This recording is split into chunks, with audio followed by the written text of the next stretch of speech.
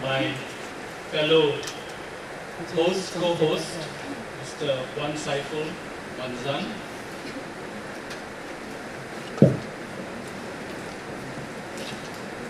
We'll try again, since those at the back didn't hear. A very good afternoon, distinguished guests, ladies and gentlemen. Dr. Syed Farid Alatas, our distinguished speaker for today, who is from the National University of Singapore. My co-host from the Institute of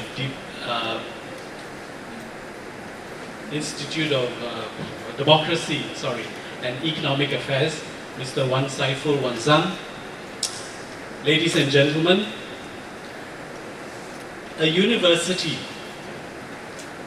like any real university, is a place of scholarship and intellectual exploration.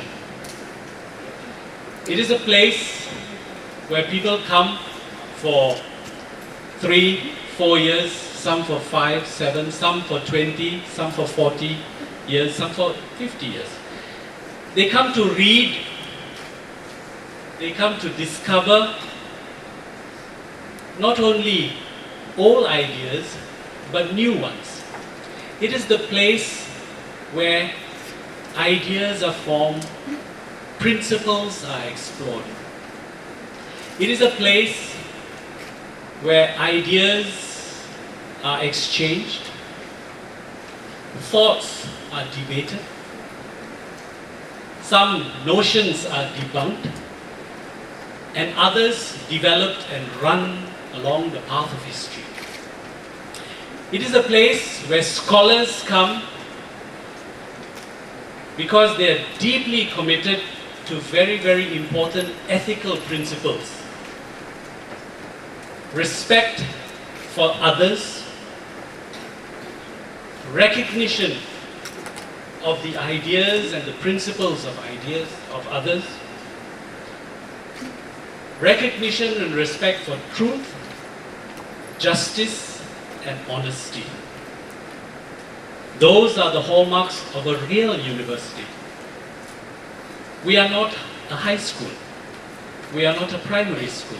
We are a university, and we are committed to the development of not only our society, but of the global universe of people. We stand before knowledge in all humility. And because of this, these principles and these ideas, the Department of Politics and International Relations, the Faculty of Social Sciences, and UNIMAS, we got together with the Institute of Democracy and Economic Affairs because we wanted to promote these ideals in a larger way. UNIMAS this year is 20 years old, and we thought, okay, this is our commitment not only to Malaysian and Sarawakian society, but also to the global universe of people. And so we got together with ideas and we said we will kickstart a national lecture series. This is not a Samarahan lecture series, it is not a Sarawak national series, it is a national lecture series. And hopefully our dream is we advance imaginings. There's often too much discussion going around with day-to-day realities, whether it's social problems, political tensions, economic hardships. So we thought we want to imagine a society that is possible. We want to look ahead. We don't want to only be bogged down by yesterday and today, but we want to look ahead. So it is in that spirit then I invite my co-host, the Chief Executive of the Institute of Democracy and Economic Affairs, Mr. Wan Saiful Wanzan, to say a few words about our desire to push the boundaries, to begin to imagine what is possible, not only for Malaysian society, but for our complete, total humanity. Thank you. Mr. Wan Saiful.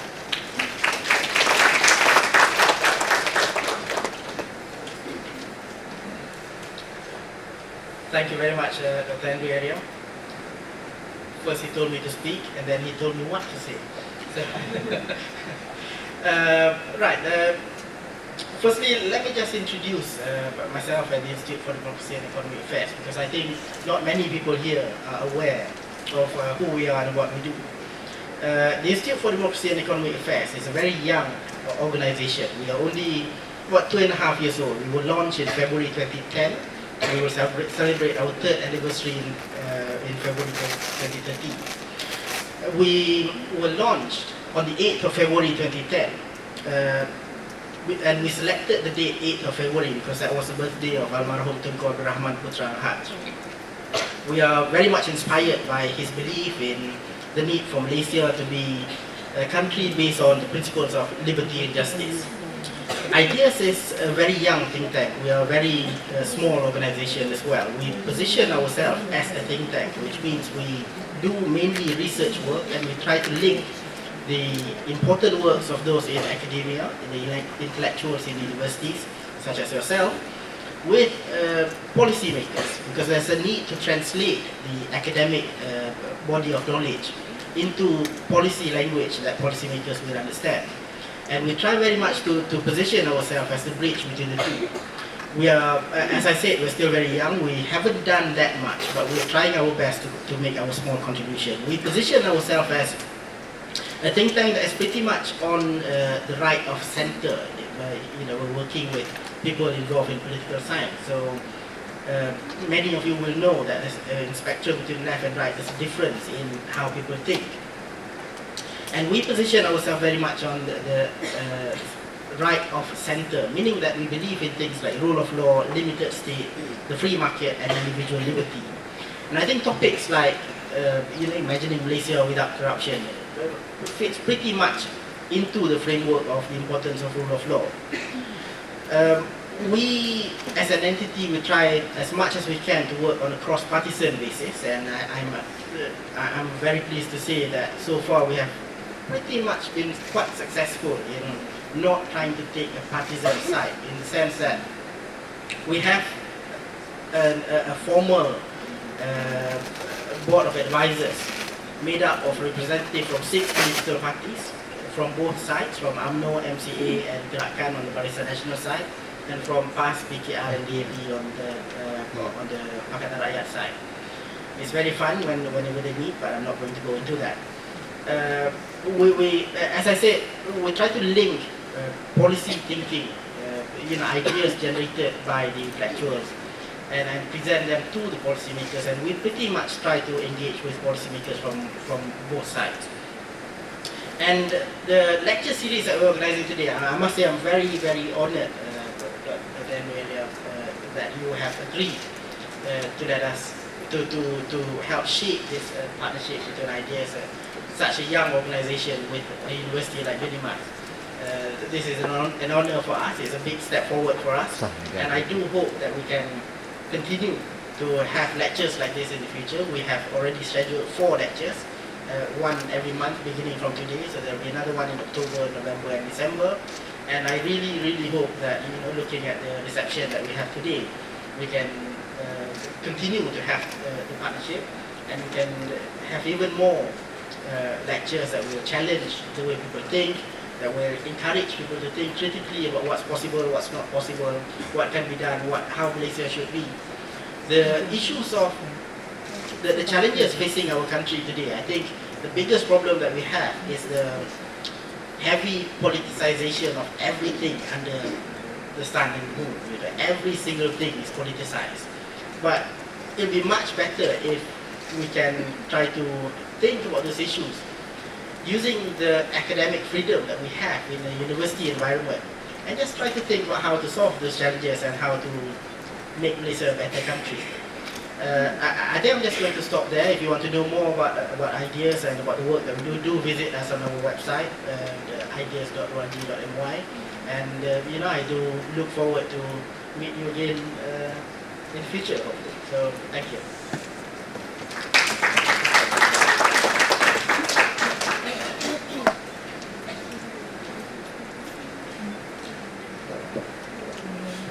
And now it's my honor to introduce to you our distinguished speaker for this afternoon, Dr. Syed Farid Alatas. He's Malaysian. He's head of the Department of Malay Studies and an associate professor of sociology at the National University of Singapore. He lectured at the University of Malaya previously in the Department of Southeast Asian Studies prior to joining National University of Singapore. His areas of interest are in historical sociology, the sociology of social sciences, the sociology of religion, and inter-religious dialogue. In fact, he's very active in inter-religious dialogue in Singapore. Among his recent books is The Alternative Discourse in Asian Social Science, Responses to Eurocentrism, which was published by Sage Publications in 2006. He's got another book in press, that is the book discussing the thought of Ibn Khaldun, and that is going to be published by Oxford University this year, and IB Tauris. And he's also got a third book, also in press, by Routledge, looking at Ibn Khaldun's historical sociology. So today, Dr. Syed will be speaking on this very interesting topic called Imagining Malaysia Without Corruption. So we're going to look ahead. Ladies and gentlemen, distinguished guests, I give you Dr. Syed Farid Alatas.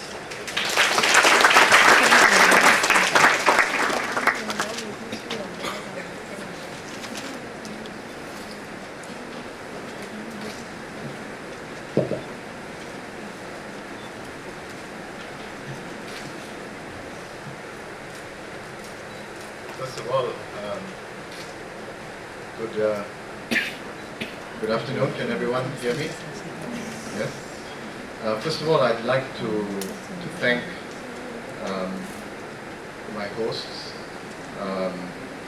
Professor Andrew Area from UNIMAS, and also Mr. Wan Saiful from IDS for this invitation. So it's really something that I've been looking forward to, to talk about a topic that's very important and very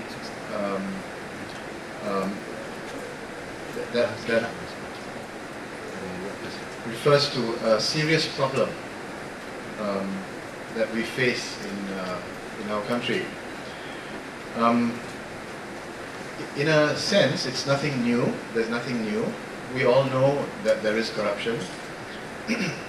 I doubt that there's any Malaysian adult who has not experienced corruption in one way or another.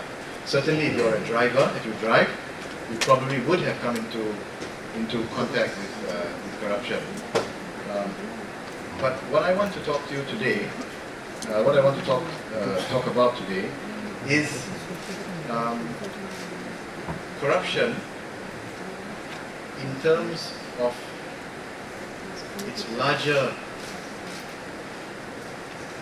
the larger picture, in terms of the impact that it has on society, and in terms of the danger that it poses for our country.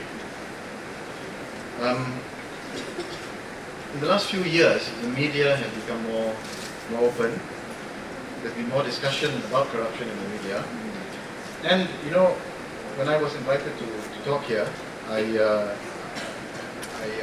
started to just notice and to make some newspaper clippings of stories on corruption. And I feel that when you look at the newspapers, you will find two contradictory trends in the reporting. On the one hand, you find good news. For example, a few months ago, the headline is Malaysia lauded as a model for anti-graft initiatives. Right? And this has been said by none other than the co-founder of Transparency International, Michael J. Hirschman. in an article published in the Huffington Post. Right? So this is not a fly-by-night newspaper. So Malaysia is a model. Now those of us who live in Malaysia and who experience corruption and know about corruption might be cynical about this, right? But nevertheless, there are people, serious people, who think that's the case. I've also seen, there's also an article which, well, you know, there have been articles that have been talking about big fish being charged for corruption, politicians, ex-cabinet ministers, and so on. So this is good. On the other hand, you also see reporting about things that are rather worrying.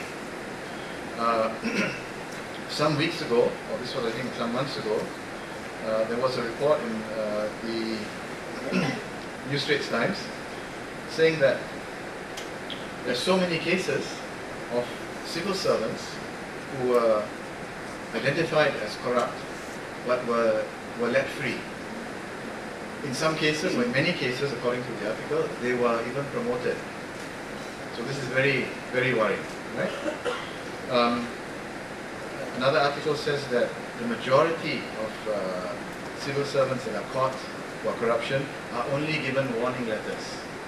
No further action is taken against them. Another article says that there was a big survey of, I think, almost 2,000 undergraduate students. This is about many of you. I don't know whether any of you were in the survey. I hope not, because many of the students said that they would not mind taking a bribe. Right? The worry is that these students, well, some of these students have already graduated, so now they're in the job market and they're working. So it means that some of them have already started to take bribes, right?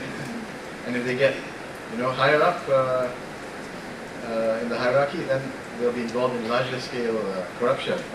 So, what I want to do is to discuss the extent to which we can imagine a Malaysia without corruption. But in order to do that, we need to talk about the extent to which we have corruption and what is the nature of corruption in this country. Now, the title is Imagining Malaysia Without Corruption. I also have an alternative title, not to replace this one, but the alternative title will give you an idea of what I'm talking about. And my alternative title is Kleptocracy and Malaysia. And I don't know if you've heard the term kleptocracy.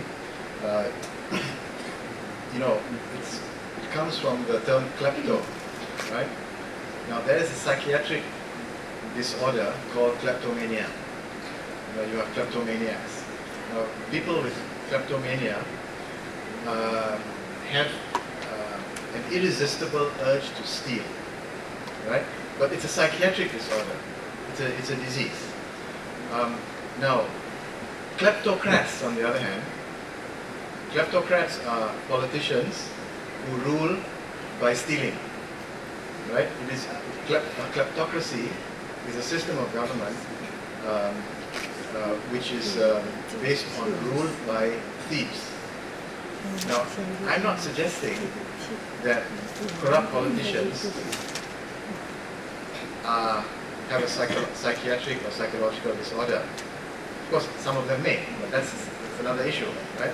What I'm saying is, when I say kleptocrats or kleptocracy, I'm not saying that there is an irresistible urge or a compulsive disorder that causes them to steal, right? So, but what I am suggesting is that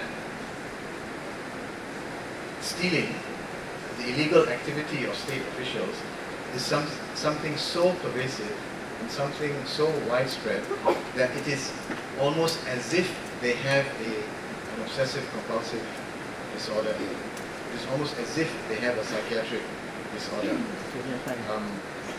So now, of course, I need to define what I mean by kleptocracy, and this is what I will do. Now, the thesis of my talk is very simple. and it is that the kleptocratic nature of the state interferes with the process of development. And it interferes with the process of development in various ways. Now, what I am submitting to you for consideration is whether Malaysia is a kleptocratic state. What we know is that there is corruption in Malaysia. There is corruption in all states, in all countries. We do know that there is more corruption in Malaysia than many countries around the world. There is a lot more corruption in Malaysia than most developed countries. Malaysia is probably a better country in terms of the incidence of corruption in comparison to many third world countries, right? Even in our region in Southeast Asia, we are one of the least corrupt countries. But that's not saying much, because I don't want to insult our neighbors. But apart from Singapore, the other countries are very, very serious. I mean, they are different from Malaysia in the sense that in some of those countries, you can't live your life without coming into contact with corruption. Whereas in Malaysia, I think it's still possible to live your life without coming into contact with corruption, which doesn't mean you are not affected by corruption. So the question is Malaysia a kleptocracy? Now, I will of course define what we mean by corruption and what we mean by kleptocracy. I have one assumption. This is an assumption that one arrives at not necessarily through scientific observation. It's sort of a premise which you take as a truth, and you may not agree. But my assumption is that states are generally unjust organizations, and I would like to refer to the great early sociologist of the 14th century, Abdurrahman ibn Khaldun, who said something very interesting about the state. He said that government decisions are as a rule unjust. Government decisions are as a rule unjust. And a few hundred years after him, the famous Spanish philosopher Ortega y Gasset, who lived in the early part of the 19th century, he came up with this idea that the state is essentially dangerous. He was living in a time in Spain and in other parts of Europe where states tended to be absolutist, and the role of the state in economic development was becoming more and more prominent. And as the state took a more prominent role in the process of economic development, it also became more corrupt, wielded more power, and it ruled in an unjust way. So there's a lot of, in the tradition of philosophy, political theory, and sociology, there's a lot of cynicism about the state. Now, if you were to take history, and if we just, let's say, take the example of Islamic history, one can empirically show that most Muslim regimes and states, beginning with the Umayyads, the Abbasids, the Ottomans, the Safavids, you take the great Islamic empires, the ones I mentioned, the Safavids in Iran, the Mughals, and most of the rulers of these states were unjust, to say the least. Many of them were downright evil and wicked people. And this is not an emotional statement I'm making, this is borne by the facts. Many Ottoman rulers killed their relatives, often killed brothers, because they were potential usurpers of the throne. The Umayyad, most of the Umayyad, the Umayyad dynasty came right after the so-called rightly guided caliphs, the first four caliphs of Islam. The Umayyad dynasty was the first ruling dynasty of Islam. Most of the Umayyad leaders were terrible people. And this again, it's not my view. This is what you find in the history, in the basic historical works of the early Muslims, the early historical works of the Muslims, the standard historical works. For example, the work of Jalaluddin Suyuti on the history of the caliphs. Most of them were, were tyrants. Several of them were womanizers and murderers. You were lucky if you had one who was a womanizer and not a murderer, or a murderer but who also didn't womanize. One of the early caliphs, the Umayyad caliphs, Yazid, was a murderer, was a womanizer, and he is reputed to have treated his pet monkey better than human beings.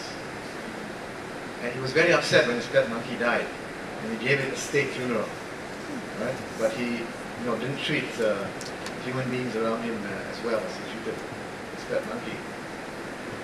So, if we have such a background, the question is, what is so special about us today? Why are we so, outraged at our corruption, when for most of history, whether it's this region, Southeast Asia, or talk about Islamic history, or talk about many other regions, states have been corrupt, rulers have been unjust. So what is the possibility? Can we imagine something better? Now, let me define corruption. And I must say at the outset that my interest in corruption, of course, was inspired by my late father, who was the real expert on corruption. And not myself, but my father. My father really pioneered, the late Professor Syed Alatas, he really pioneered the study of corruption, wrote several books, and you could say that he played a very important role in the development of a new field, the sociology of corruption.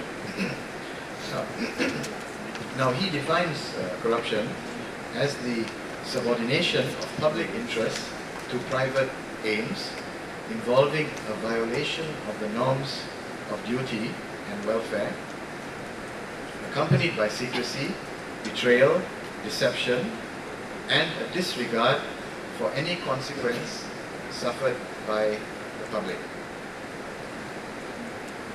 You get what I'm saying, yes? Rather what my father, how he defines corruption. Now the last point,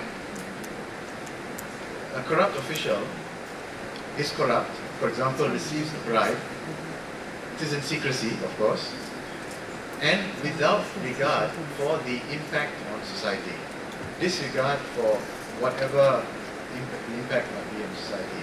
And sometimes the impact is devastating. In a sense, you could say that corruption is a weapon of mass destruction. Sometimes it results in more destruction of lives than murder. A single act of murder may result in 1 or 2 lives. But a single corrupt act may result in hundreds or thousands of people dying. For example, when a contractor gives a bribe and then gets a permit to build in a place where buildings should not be built, let's say on a slope, and regulations are not followed and the building collapses, then you have a lot of people dying. Now the cause of that is corruption. So corruption can have devastating effects. We're not talking about giving a police officer a bribe to avoid a speeding ticket. Now, corruption is found in all states. You have bribery, the major forms of corruption, bribery and nepotism, yes, cronyism. These are found in all states, but not all states are dominated by corruption. So what I mean by a kleptocracy is a state which is dominated by corruption. A kleptocracy is a state dominated by kleptocrats who engage in corruption as a major, if not principal, means of capital accumulation. Does anybody study economics here? For those of you who study, who studies economics? You? For those of you who study economics, and others of course will know, you have 3 or 4 main factors of production, right? You have land, labor, capital, and then sometimes they say entrepreneurship is the 4th, right? The 4th factor of production. Now, this is in your textbooks. In the real world, you have a 5th factor of production, and that's corruption, right? Because land and labor and capital do not do their job in creating wealth without bribery and nepotism. This is what happens in the real world. Now, in a state, in a country where much of economic activities at the level of the state and the private sector involve bribery, involve nepotism, and maybe even involve extortion, such a state we call a kleptocracy. And a kleptocracy may be a democratic state, it may be an authoritarian state, right? It's trans-systemic. So again, my question to you is, to what extent can we say that Malaysia is a kleptocracy? Now, how we imagine a corrupt-free Malaysia really depends on our answer to this question. Is Malaysia a kleptocracy?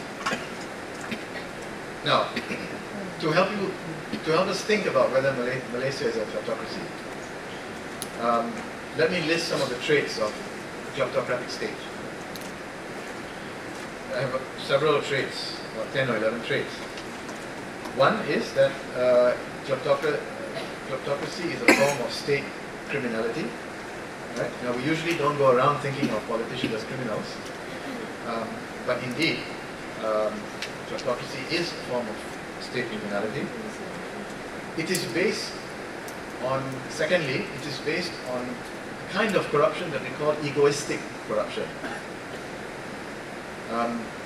You see, the sociologists make a distinction between solidaristic corruption and egoistic corruption. Now, solidaristic corruption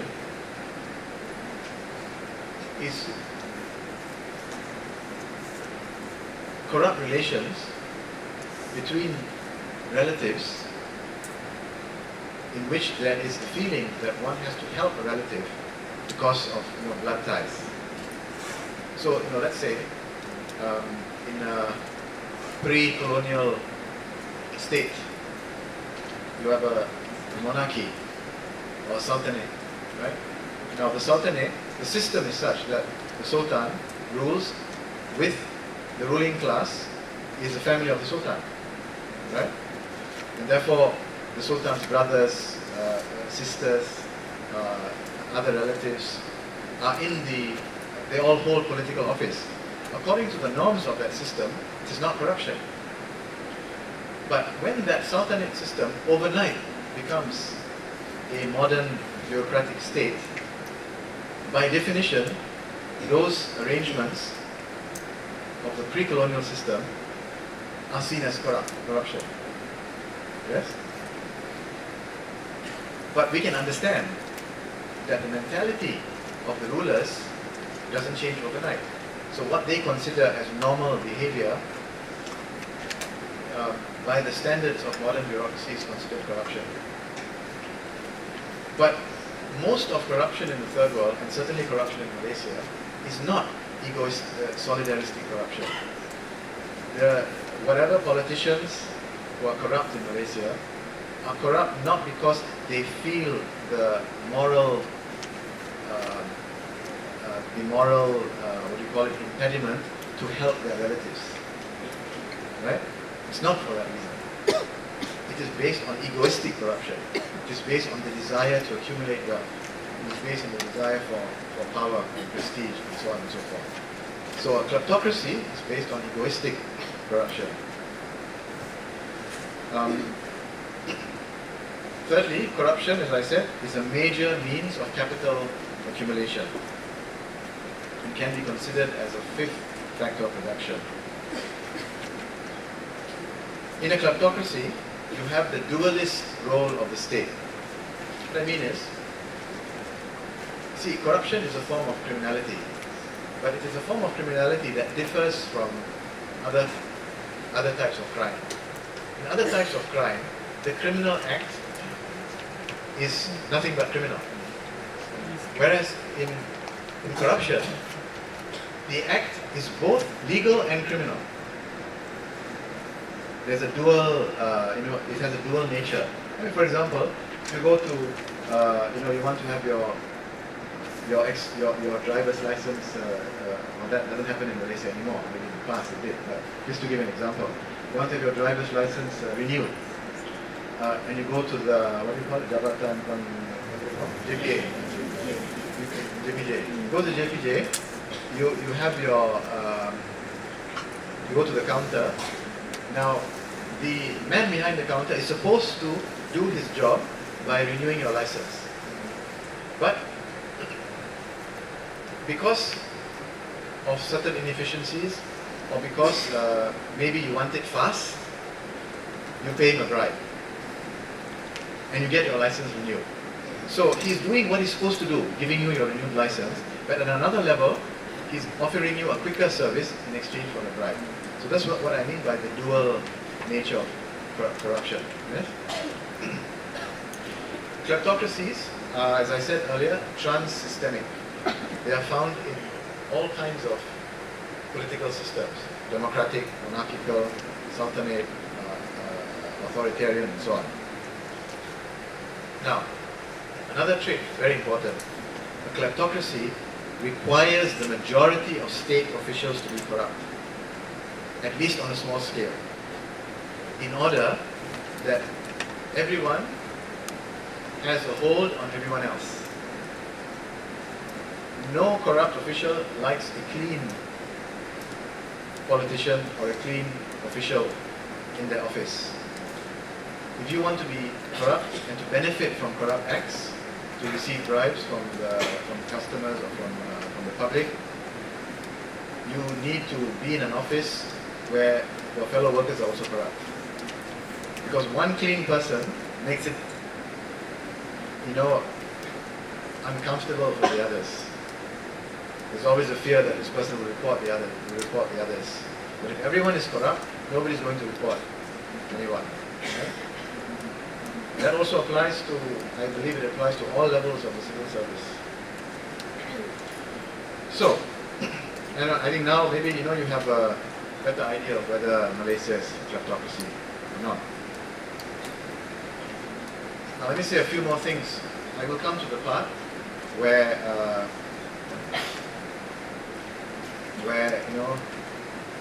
we can imagine Malaysia without corruption.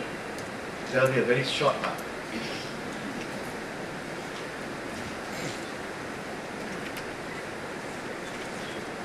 But let me say a few more things about corruption, just to give you an idea of the complexity of corruption.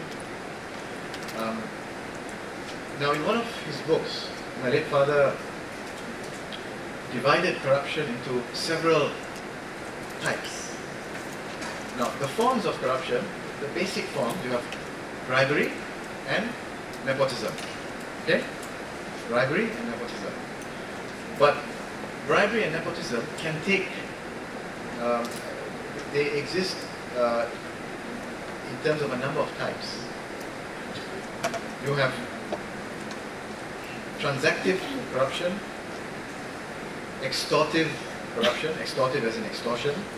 You have investive corruption, you have defensive corruption, you have nepotistic corruption, and you have supportive corruption. Whether the form of corruption is a bribe or some other form, right? Now, I'll just give you, some examples of each of these. Say, transactive corruption refers to a mutual agreement between the donor and the recipient, right? A mutual agreement. It has happened to me. Well, no, it hasn't happened to me, but it could have happened to me. A couple of times I was caught speeding. I mean, just 2 or 3 kilometers per hour faster than the speed limit. That's all. In Johor. And I was stopped. Now there was an opportunity for corruption. Twice it happened. The policeman wanted me to pay 50 ringgit, and I wanted a receipt. But when I wanted the receipt, then he said, well, we can't give receipts here. If you want a receipt, you have to go to traffic police in town. But there you have to, this was on the highway, you have to go to JB, to traffic police, and there you have to pay 250 ringgit. So I said, okay, never mind, I'll pay the 250 ringgit, so just give me a summon. Now, if I had agreed to pay him the 50 ringgit, then I would have in fact given him a bribe. Yes? Now, he didn't force me to bribe him. It's a mutual agreement if I gave the bribe. A mutual agreement, it's a transaction. So this is one form of corruption. But you also have another kind, which is perhaps more scary for us, the extortive kind of corruption, where the donor is forced to bribe in order to prevent harm being done to him. So imagine the traffic cop refuses to let me go unless I give the bribe. Or he smashes my windows. Or he threatens me in some way. And it can be intimidating sometimes. I don't know whether you have experienced. But that one time when one of those times when I was stopped off the north-south highway in Johor, I was with my family in the car, and he asked me to get out of the car.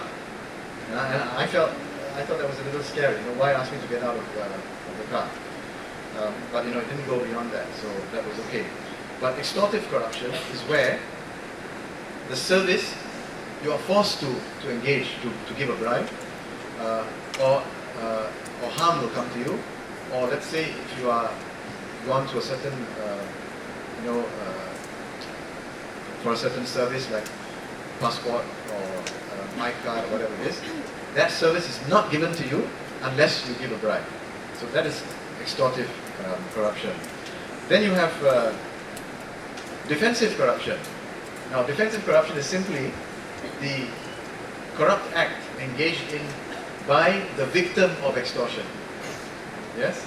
See, in the case of transactive corruption, the donor agrees. I agree to pay the traffic cop.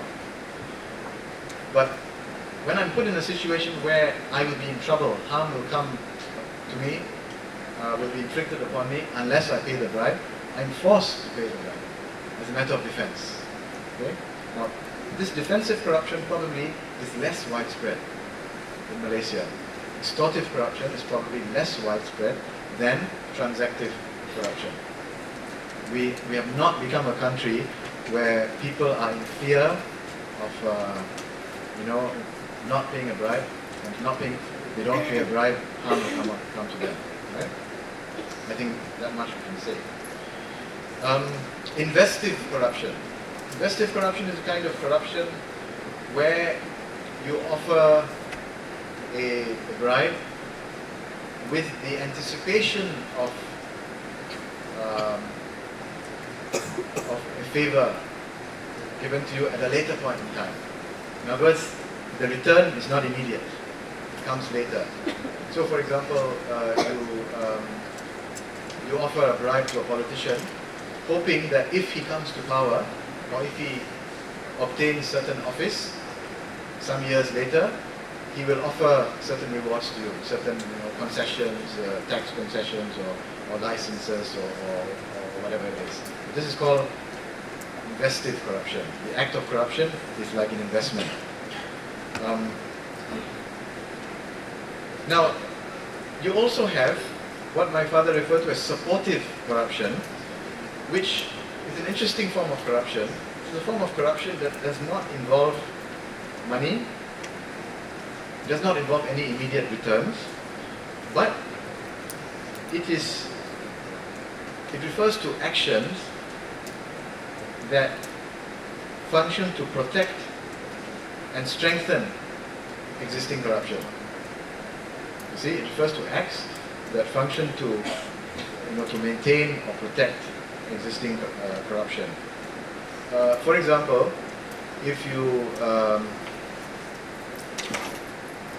through maneuvering, through plotting and intriguing, you make sure that clean politicians don't come into power. You make sure that clean politicians, maybe even within your own party, do not rise up the ranks. Because you don't want a clean politician to stand for elections.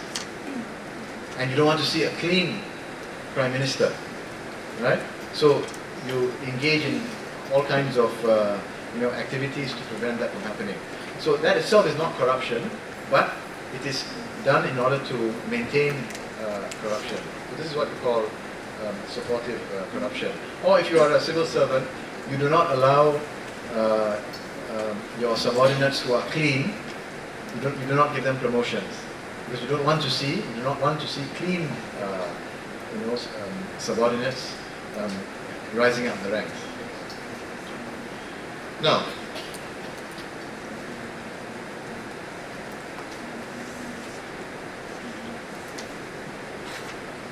let me just say, before I come to the imagination part, we should have called it dreaming of Malaysia without corruption.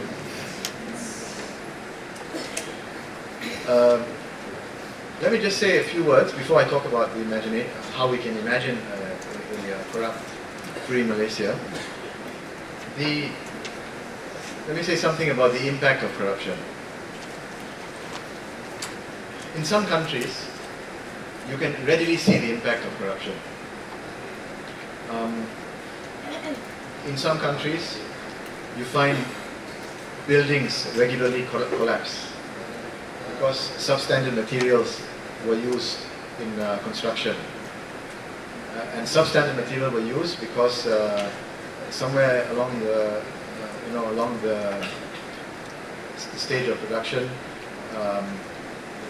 contractor or subcontractor saved on materials, bought substandard materials with the funds allocated to him, and pocketed the difference. Right? This is very common means of corruption in many third world countries. And so as a result, bridges collapse, buildings collapse, maintenance costs increase. One thing about Malaysia, though, I mean, it's certainly the case in KL. I haven't really seen, I couldn't really notice here, but in KL, roads are very bad. I don't know whether it's a very strange thing. We don't seem to be able to build good roads. There are lots of potholes in the roads. And I don't understand why it's the case. Because you don't need, much technology to build smooth roads. One possible explanation is that the materials that are used are not the correct materials, or the mix of materials is not correct. And possibly because somewhere down the road, somebody is taking a bribe, or somebody is pocketing the difference by spending allocated funds on cheaper materials. I don't know. I can't think of other reasons why we can't build simple, just smooth roads. Just a smooth road, without bumps and potholes and cracks. But anyway, corruption, it results in a reduction in government revenue because government funds, costs are inflated to pay off, to bribe people in the private sector. Exorbitantly high costs are charged, and you have a wastage of money. So, for example, if the government department wants to buy chairs for its department, the chairs, each chair costs 90 ringgit, for example, and they want to buy 1,000 chairs, so that would be 90,000 ringgit. But in the tendering process, the cost stated is I said 900,000, so let's say 100 million. So the balance is what? 10 million? 100,000. The balance is 100,000. So the 100,000 becomes the distributed in the form of kickbacks, for example, right? Very, very common, happens all over the world, but is it, are these, random happenings, or is that the norm? That's what we want to know about a country like Malaysia. But we know it does happen in Malaysia because there have been many reported cases of this happening. So corruption results in reduction in government revenue, and the public suffers because reduction in government revenue means lower reduction in quality of services provided by the government, by the civil service. It also means lower salaries for civil servants, and it means therefore civil servants are more likely to receive or accept bribes because of lower salaries. Corruption also reduces efficiency. It creates inefficiency because people are civil servants are less willing to work efficiently when they can work at a slower pace and make as much, if not more money, through corrupt means. Corruption results in distortion of policies. For example, typical thing that happens in many developing societies, land, which is set aside for environment. Land that is declared, for environmental sustainability is diverted to agricultural production, or was still diverted to development. Build a casino or build a housing project or a golf course or something like that, right? How does that happen? Because somebody is bribed, and the legal purpose for which the land is to be used is diverted to some other use. Again, here you have in this case you have a distortion of a government policy due to corruption. And the other impact, which is very important, corruption results in the concentration of capital. Because what happens is, instead of a larger number of people competing for wealth, competing for projects, competing for the economic pie, you have a smaller circle of kleptocrats and their cronies eating up the pie. So it results in concentration of capital in greater inequality. Now, what I'm saying, about the impact of corruption is known. It's nothing new. There are many studies of corruption, particularly for the countries of Asia, Africa, and Latin America, and we know about the negative impact of corruption. Now,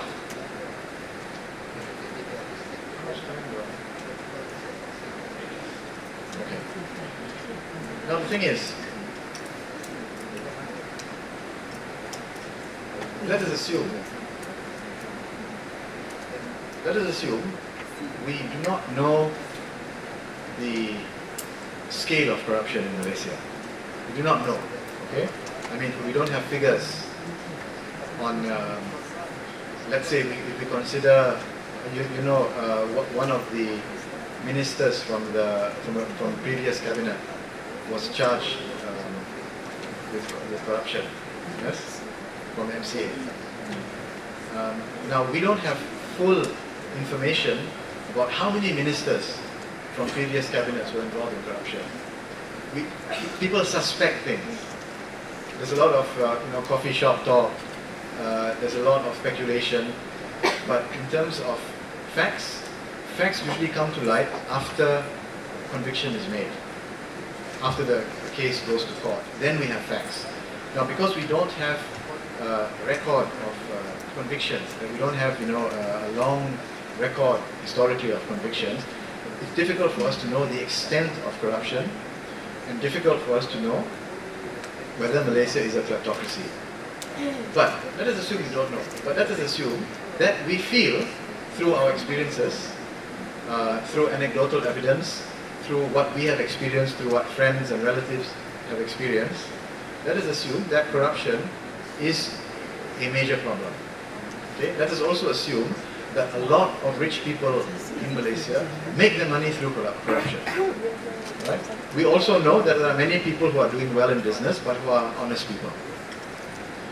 but we do feel that there are many people who are, if you talk to businessmen, you will know that many of them have had to at least offer bribes for certain facilities.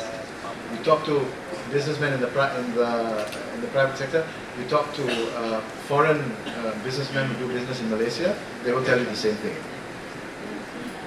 Now, if we assume this, what do we do? What do we do in order that we can truly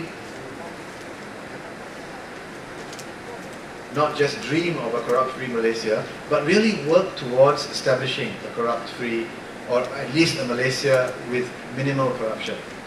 What do we need to do? I would like to suggest a few things. First of all, we should promote the study of corruption. You know, I think all the universities now have this ethnic studies course, right? You have it here too. But there's no corruption studies course, right? But there should be, because it's a major problem. And I would also suggest that when we study corruption, see, let me ask you, what is the proper field to study corruption? Which discipline should we study corruption? What do you think? Any response? Sociology is one possibility. Any other? Economics, psychology. That psychology is also very important. I think all political science also would be relevant. All these fields are relevant, but I think the main field under which sociology, political science, psychology can come under, the main field is criminology. Because we are talking about illegal acts, right? We are not talking about the actions of politicians that we don't agree with. We are talking about acts that are defined as illegal by our state, by our laws, right? So, corruption is a form of criminality. Kleptocrats are criminals. So the proper field to study is criminology. The auxiliary fields would be sociology, psychology, political science, and so on. So let us promote, criminology as the field for the study of corruption, and let us also, push. Students should also push, and we as lecturers, professors should also push for, corruption, or the study of corruption to be introduced into our universities, so that all the students graduate with a good working knowledge of how a kleptocratic state works. Now, how they want to put that knowledge to use is another matter. Do they want to agitate against corruption, or do they want to use that knowledge to avoid getting caught as kleptocrats? That's another matter. But it's interesting that in the social sciences, we focus on the legitimacy of the state. The political science and sociology always talks about the state as a legitimate organization.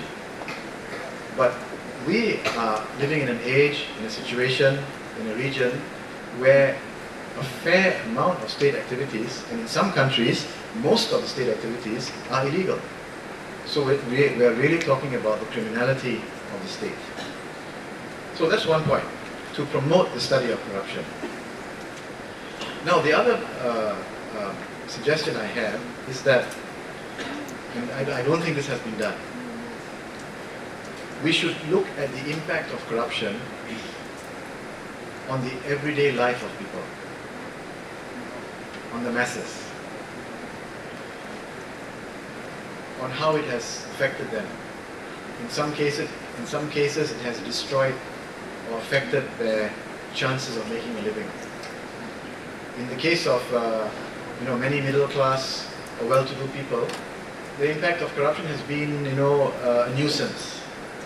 But in the case of many people, it takes something away from them.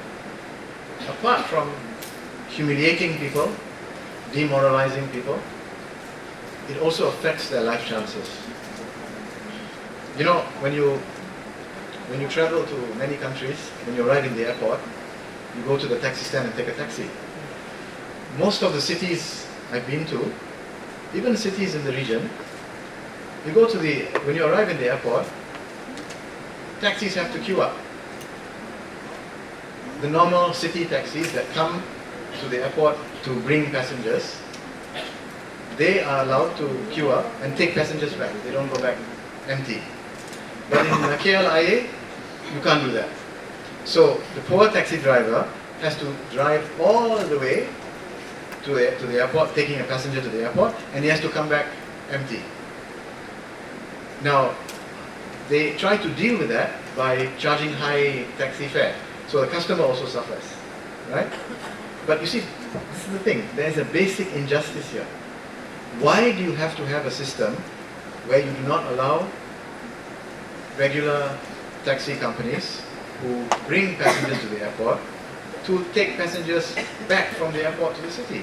Why must you have a system where you allow one company to monopolize